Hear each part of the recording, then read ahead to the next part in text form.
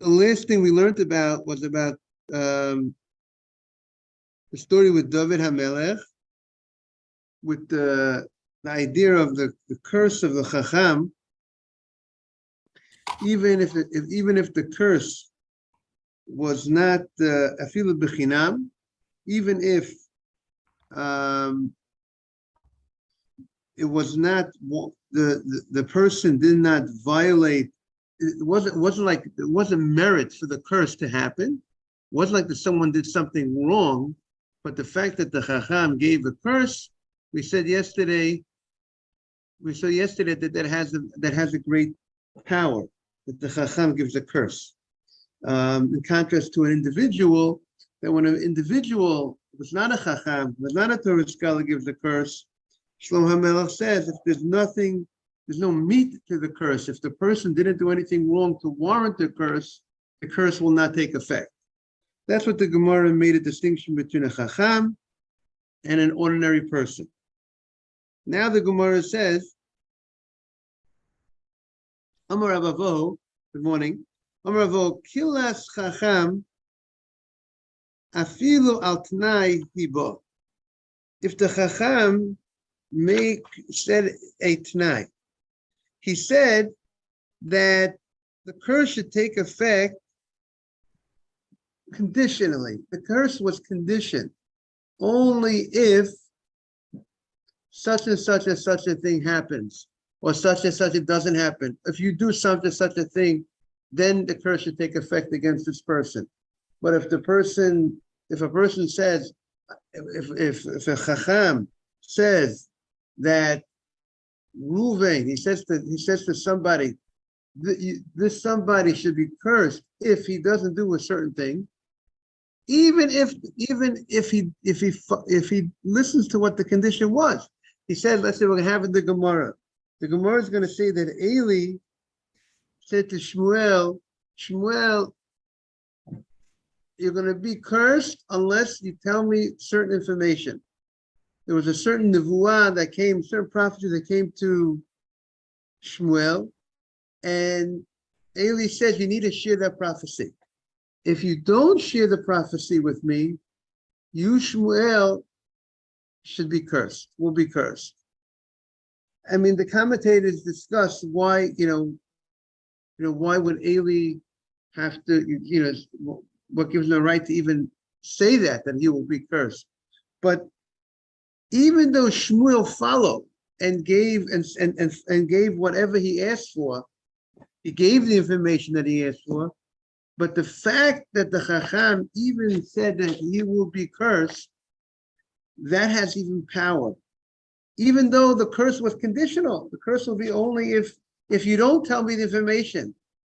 But the fact that he said you will be cursed, even though it was on a condition, it has an effect. That's what the Gemara. That's what today's Gemara. So again, from these Gemaras, we're going to see there's a different power. There's a different power to the word of a Chacham. Of a Chacham, when a Chacham says something, it's very powerful. Omer Bavur, 3 lines from the bottom. Kilat Chacham afilu al Tanai. Even if it was conditioned on a Tanai, afilu al Tanai hiba. It has that power to come to fruition, and therefore people should go ahead and so first of all, the Chacham himself. Morning, Jaime. We are on Yud Aleph Amud Aleph 11a. We are towards the bottom of the page. 11a in the art scroll. It should be the last it's A5 in the art scroll. So we just said A5, and it's the right side.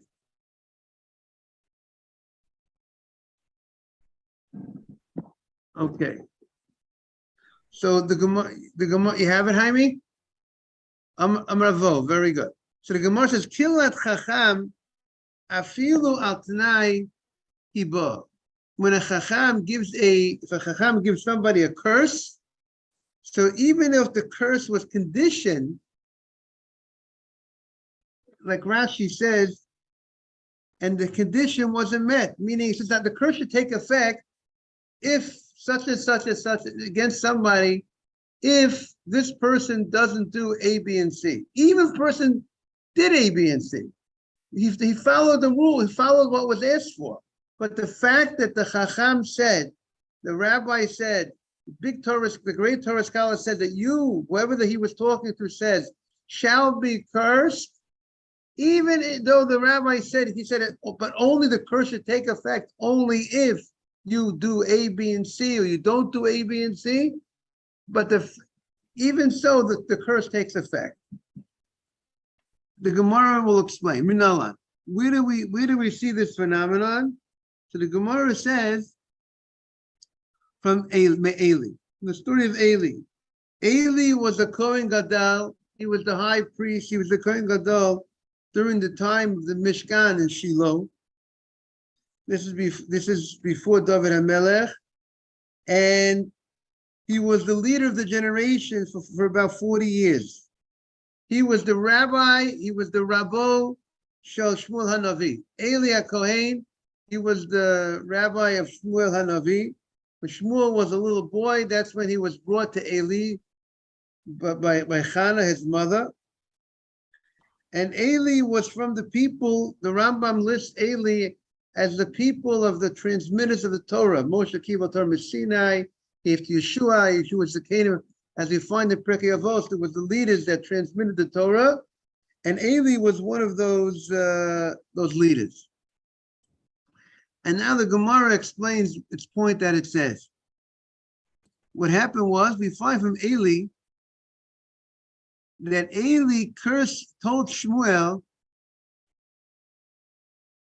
but what happened was, Shmuel was given a prophecy regarding Eli's family. Because of the sins, Eli's sons were doing certain sins, and because of the sins of his sons, there was a certain very negative prophecy that they came regarding the children, the family of Eli, that the children and his future descendants, they would die young. That was the prophecy that was given to Shmuel, and Eli wanted to know what was this prophecy. And he told Shmuel, if you don't tell me this prophecy that you heard, then you should have the same problem as my own children. That just like my own children did not live up to what they needed to be, the type of Jews that they needed to be lived up to, your children also should not live up to what they need to live up to. And if you don't tell me what the prophecy was. And the Gemara says, and you'll find, by the way, in the Gemaras, you'll have a Gemara, I think, by Rava and Abaye, they were descendants of Eli, and the Gemara is going to say that the power, what I recall, the power of doing chesed, increased the life of people from that family of Eli.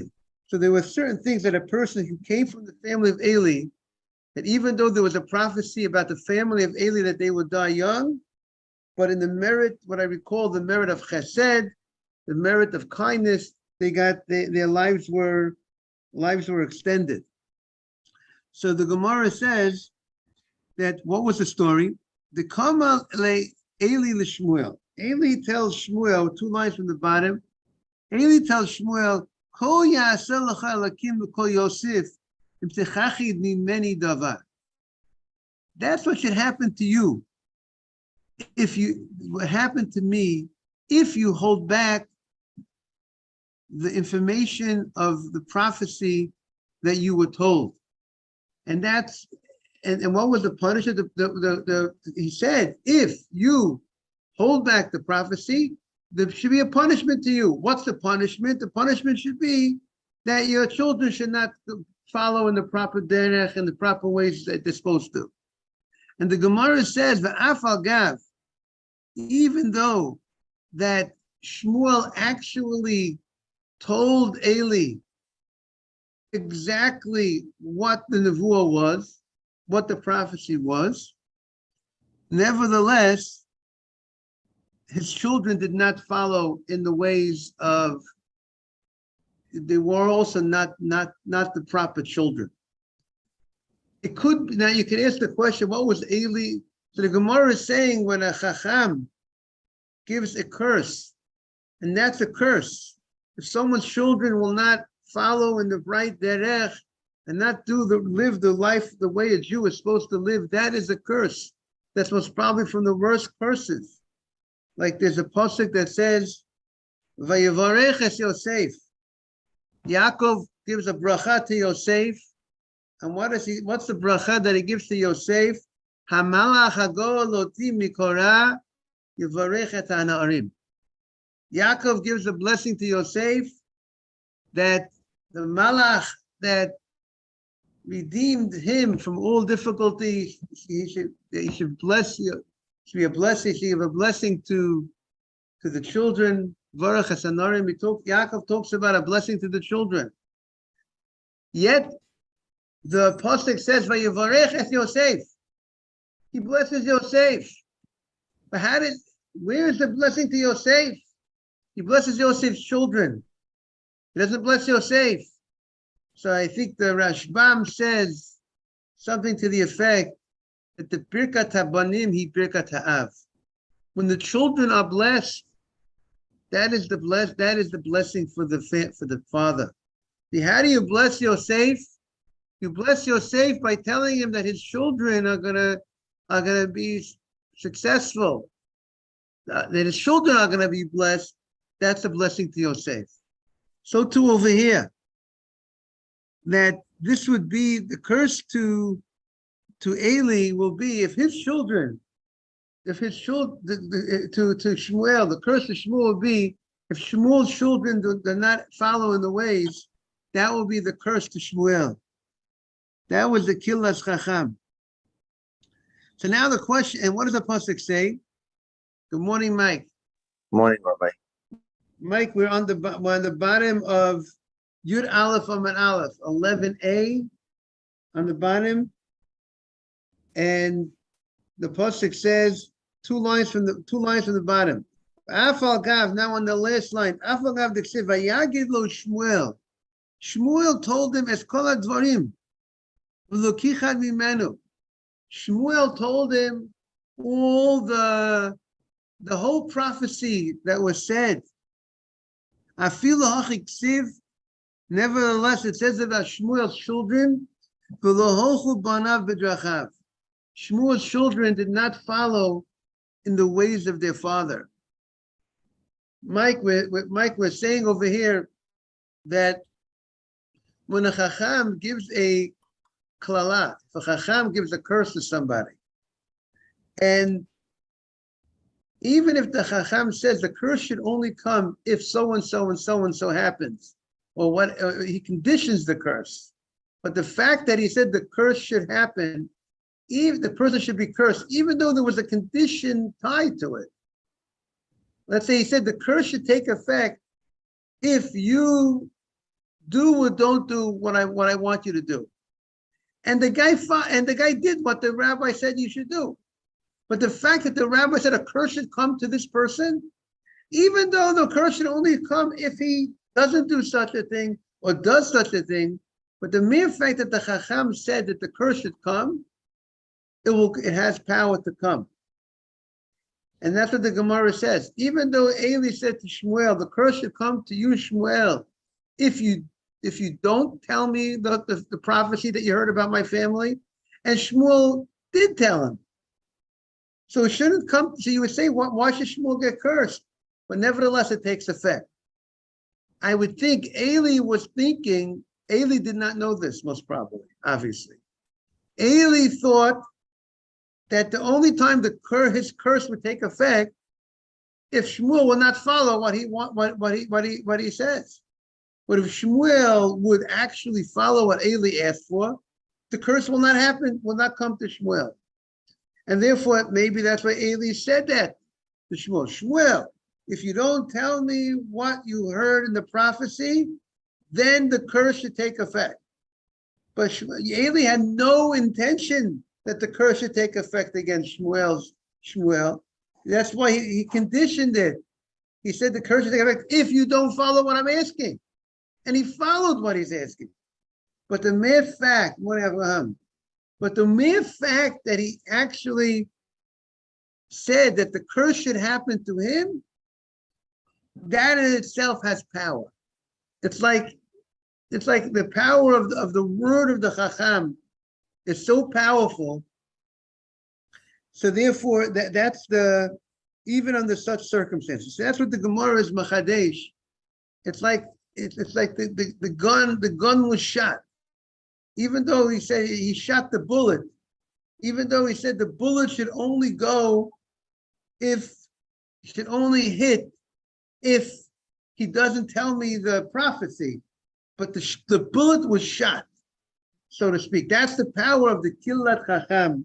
That's the power of the curse of the Chacham. Yes. Chacham changed the course as well. Let's say the curse that I gave you should no longer stand. Let's say a month later he goes and he realizes, okay, it was a mistake, it was something else, and changes the course of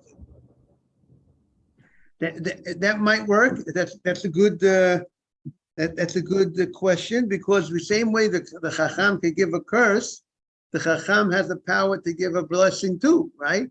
So he could. And also the question would be, is there something called undoing a curse? We're going to see in the Gemara, upcoming Gemara, there's something called nidui. Nidui is like someone being like similar to excommunication. You could put a guy in nidui, and then you could get him out of it, right? If you make a ban on somebody, you could remove the ban. So it's a good question. How would a person remove that curse? Would you remove the curse by giving the person a blessing? But that's a good question. Exactly how would that happen? So that's what the Gemara says. Now we're turning the page on Yud Aleph Amid Beis on 11b, and also it gives a total different appreciation. As we know, the power of a Jew, Hakol Kol Yaakov. The power of the Jew is the mouth, is the voice, is the prayer, is the synagogue, is your learning. But not only is the power of the Jew in the mouth, but it's in the prayer and the learning. But that means that there's such power to speech. There's such power to speech. So even that negative speech, that curse, has tremendous power, even if it was conditioned. Amar Rav Yehuda Amar Rav. Now we're on Yud Aleph of Beis 11b. Yehuda says the name of Rav. Nidui. Nidui is like similar to what we call excommunication, similar to Cherem. There are certain differences, nuances, certain differences between a person being in Nidui and a person being in Cherem. Here we're talking about Nidui. We're going to translate it excommunication. And it would seem, we have to look at the halachot, a little more in the Rambam, that a court would put a person in this nidui under certain circumstances. If a person acted inappropriately, the Rambam enumerates 24 different offenses, 24 different sins that would bring a person to nidui. Some of them are very interesting. The Rambam is in Hilchos Talmud Torah. Maybe we should look at some of those things that bring a person to nidui. If a person has in his house, the Rambam says, a wild animal, a kelev ra, a bad animal. We had in the Gemara, we had a story in the Gemara somewhere that a person had a bad animal, a dangerous animal, and a pregnant woman was walking by, and the owner of the animal says, "Don't worry, I removed its teeth." but they said already it's too late. The baby already moved. The baby already died because of the fear of the stress that the mother had, the great fear of the person, of the dog caused death to the fetus. Can't have, if a person is warned, so it would seem that the court would warn the person, and if there's witnesses that he violated the warning, they could put this person into nidui, they would put this person into this type of excommunication. And when the person does shuvah, when the person repents, you have to take him out of this nidui, this ban. If a person has a bad ladder in his house, the people could get hurt. Or people can get hurt, and they warn him and he doesn't listen. He keeps this bad ladder in his house. They would put the guy in nidui until he stops it, until he fixes that ladder. If he would go ahead and if he would not keep the Yom Tov Sheni. You know, here in America, we have 2 days of Yom Tov. And if a person will not keep the second day of Yom Tov, we would put him into nidui, excommunicate the man till he shapes up. If a person was mavazet Talmud Chacham, if a person disgraced a Torah scholar, put him into nidui. He has to shape up. He has to stop this disgracing the Torah scholar. There are many. Mike, sounds fascinating. Doesn't it sound fascinating? We're going to keep the people. If a person who stops the community from doing a mitzvah, we'll put him into excommunication. We'll put him into this nidui. The Rambam continues. If a person goes ahead and the Rambam says he goes to a non-Jewish court and he obligates his fellow Jew money that they will never have obligated him in a Jewish court, we'll put him into nidui. He has to fix them. He has to give back the money that he caused his fellow Jew to lose.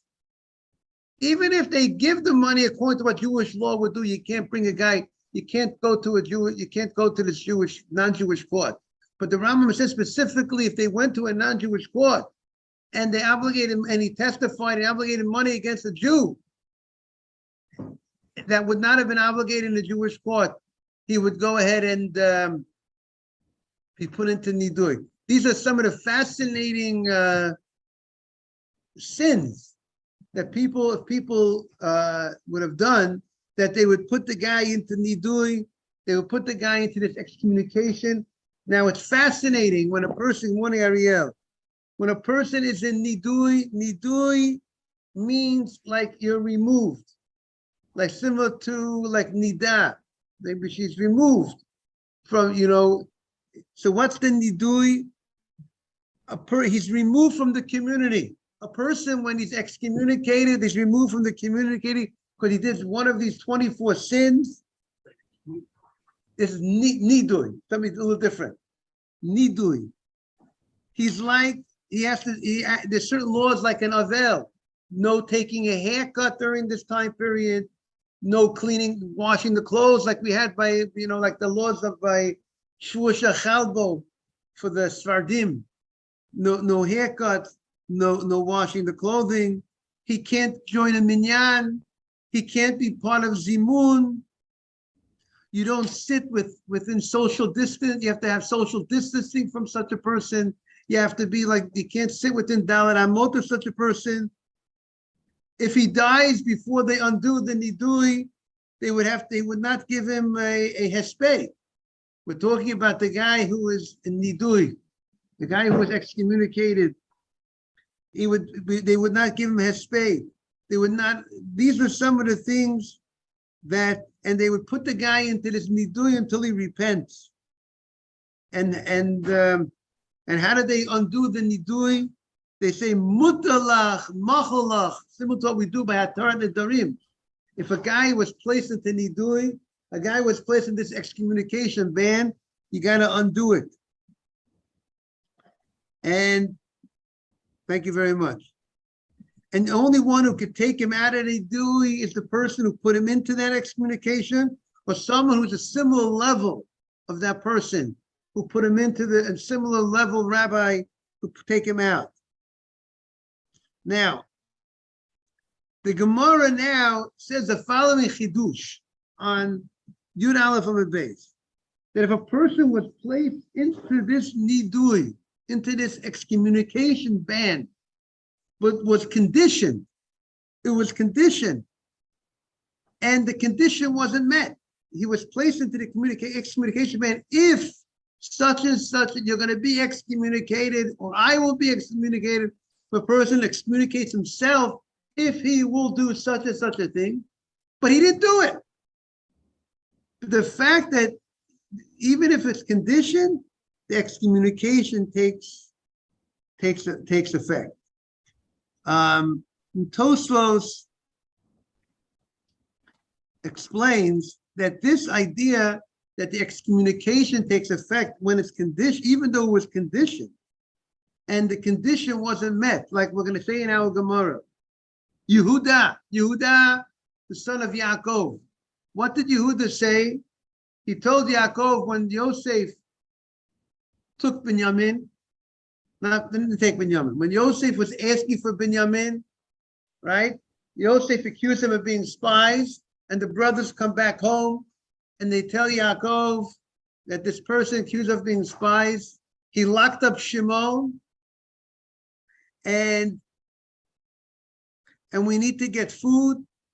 So he wanted Yosef, Yaakov, Yehuda said to Yaakov, I take responsibility for Binyamin. I'm going to take Binyamin down to Mitzrayim. I'm going to take him with me. We need food. If we don't go down to Egypt, we don't have food. The family's going to starve. We got to go down to Mitzrayim. We'll bring Shimon back. I take responsibility. Yaakov was very hesitant to send Binyamin. He was afraid that something was going to happen to him. He was the only child left from Rachel, that he thought Yosef passed away. But at the end, he accepted Yehuda. Reuven made a suggestion. He didn't buy Reuven's suggestion that Reuven would take responsibility, but he bought Yehuda's. Because what did Yehuda? Yehuda put everything on the line. What did Yehuda say? That now on the Gemara, Amra on the top of the page. Amra Yehuda Marav. Nidu al Tanai Sarach Hafara. Even if it was conditioned, you need to take off the excommunication. Because the Ksiv, we know from Yehuda, the Ksiv, I don't know if I said hello to Jake properly. The Ksiv, Im lo haviyotiv elecha. Yehuda said, if I don't bring, he says, Anochi Eravenu, I'm going to take responsibility. If I don't bring it back to you, and I place him in front of you, v'chatati lecha kol hayamim, I will have sinned to you all the days. What does it mean, all the days? It means this world and the next world. That's what Yehuda was said to, that was the stakes on the table. Yehuda said to his father Yaakov, and Yaakov bought that. Most probably there's no greater, very good. So what does it mean I will sin to you? So Rashi says, lashon of nidui, I'm going to be excommunicated. If I don't bring him back, I'm going to be banned. I'm going to be banned. That I'm not going to be part. You're not going to be. You're going to have social distancing from me. And I'm not going to be able. I'm going to have to be act like in mourning, so to speak. His whole life will be in mourning. He won't take a haircut. He won't have his clothing washed. He won't. He can't join him. Okay, it's a good question. Maybe that law might not. If the Rambam says that's the laws of nidui today. So I'm not sure about that. Those type of laws, if all those laws would apply to you of nidui in the time of Yehuda. So we'll see what happens. You say he's still involved with the family, right? Right. So very good. So we're going to see. So we'll see, but it still took effect, at least in a certain sense. We're going to see, because his bones were so, even though in certain aspect it took effect. So what happened? So Yehuda says, if I don't bring him back, I'm going to be excommunicated. I'm going to be banned. And he brought him back. And he brought him back. But nevertheless, we're going to see that Yehuda was at least, the excommunication took hold of Yehuda.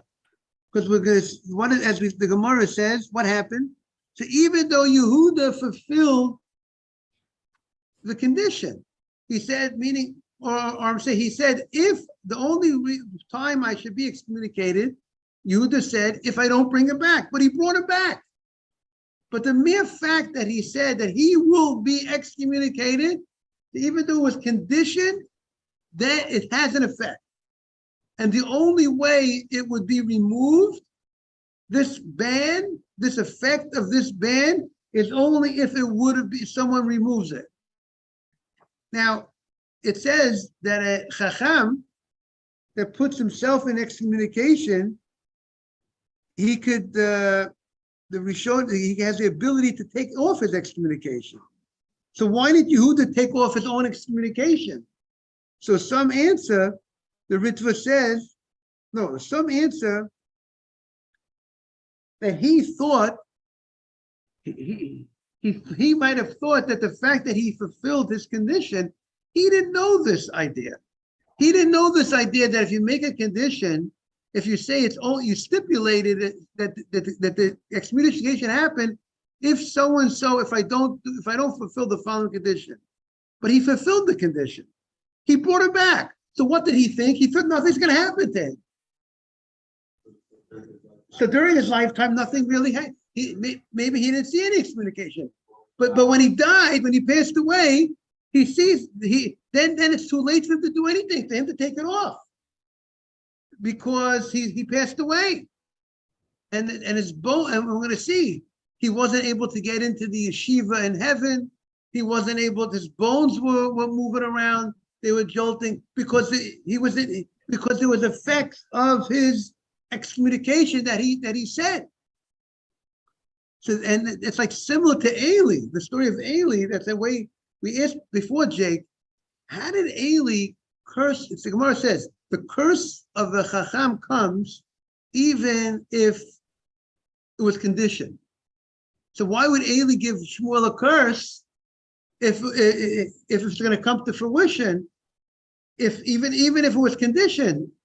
But the answer is Eli thought that no, it's not going to come to fruition. Eli thought, good morning. Eli thought that since I said, if you don't tell me the nevuah, then Shmuel will get cursed. Shmuel will tell me the nevuah, he won't get cursed. But Eli didn't realize, no, the fact that a chacham gives a curse, even if it's conditioned, has a power.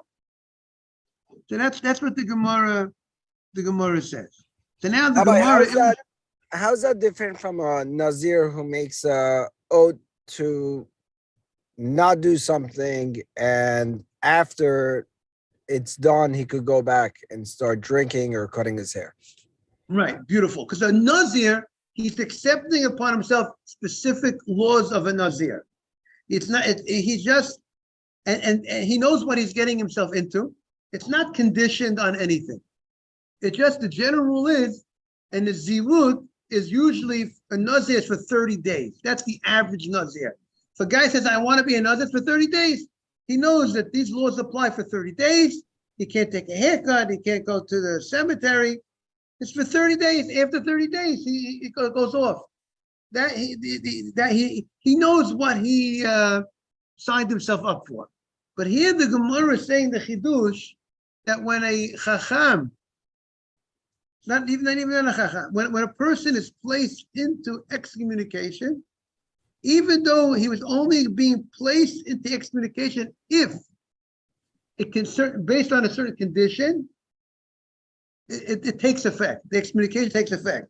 But I did see that the Tosfos says that Tosfos is of the opinion that the nidui, the excommunication that Yehuda imposed upon himself, if he doesn't bring Yosef back, the reason why that took hold is because he made a condition of something that he's not in power of. If you say, because he's not in power of bringing Binyamin back, because what happens if Yosef does not want to let him come back? If Yosef doesn't want to let Binyamin come back, it's not in your control totally. Well, he could use his power. I mean, don't forget who Yehuda was and the tribes. So he thought it was At the end in of the his day, power. at the end of the day, you could use your power, but you don't know, but there's a possibility that the other person could overpower you. He happens to be the king of second in command in Egypt. Or something could happen to Binyamin on the derech. It's possible that's not total in your control. If something happens to Yosef on to Binyamin on the road, Yehuda is not totally in control. That type of loose excommunication, So Rabbi he should have put a condition on it. I mean, he should not have made such a. I mean, he should have realized this. He put himself at great risk, Yehuda, because he shouldn't have made such. It would seem like he shouldn't have done that. But Yaakov accepted it because maybe.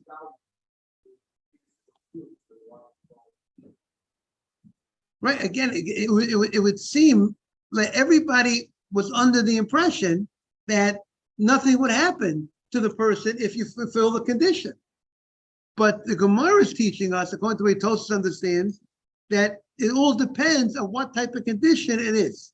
That if it's a type of condition that you're not in power of controlling, then it would take effect. But other conditions, let's say the court will tell the person, you are going to be excommunicated if you do such and such a thing. And then you don't do such and such a thing. So he won't be excommunicated, because that would be that type of condition. The only way he will be excommunicated if he does such and such a thing. And therefore that type would not need undoing. That is the way Tosfos explains. So that's what the Gemara says, and the Gemara illustrates this. And we'll stop over here. We'll see tomorrow more about this this Gemara, fascinating Gemara. But again, we have to be there's a big lesson that we see of the power of the voice of the word, how it far-reaching effects. Have a great day, everybody. Second, thank you for joining. Thank you, Rabbi. Have a great day. Great day. You too. Thank you. See you later, Jake.